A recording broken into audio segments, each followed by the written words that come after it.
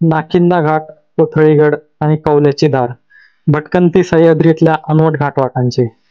वांद्रे गावातल्या पदारवाडीमधून ट्रेकची सुरुवात करून आम्ही नाकिंदा घाटाकडे मार्गस्थ झालो. वाटेत आपल्याला हे कातळात खोदलेलं पाण्याचं टाकं मिळतं.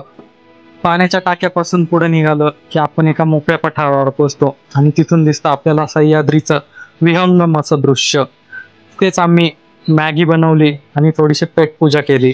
इथून पुढे नाकिंदा घाटाची उतराई करत असताना उजव्या हाताला आपल्याला एक पाण्याचं कातळात खोदलेलं टाकं पाहायला मिळतं. टाक्यापासून पुढे गेलं की आपल्याला एक खळखळता ओढा बघायला मिळतो. खूप जास्त पाऊस असेल तर या ओढा क्रॉस करणं आपल्याला थोडंसं अवघड जाईल. या ओढ्याजवळ पोहोचलो म्हणजे आपली नाकिंदा घाटांची उतराई बऱ्यापैकी संपली असं समजावं. आणि इथून पुढे आपला कोथळीगडाच्या दिशेने प्रवास सुरू होतो. रान गच्च माजल्यामुळे इथून पुढचा रस्ता शोधणं थोडंसं अवघड जातं. अगदी डोक्यापेक्षा उंच झाडी वाढलेली आहे इथली. या झाडीतून पुढे गेलं की आपल्याला पुढे कोथळीगडाचा व्ह्यू बघायला मिळतो. पुढे आपण पेठ गावात जातो आणि पेठ गावातून कोथळीगड चढायला सुरुवात केली. कोथळीगड एक्सप्लोर केल्यानंतर आपला पुढचा प्रवास सुरू होतो कौल्याच्या धारेला.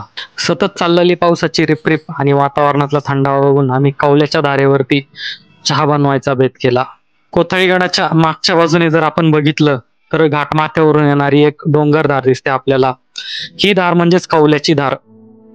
तसं पाहिलं तर कौल्याची धार चढायला सोपी, उन्हाळ्यात एकदम सोपी वाटते, पण पावसाळ्यात वाढलेल्या गवतामुळे आणि पायाखालच्या घसरड्या मातीमुळे ही एकदम आव्हानात्मक बनते.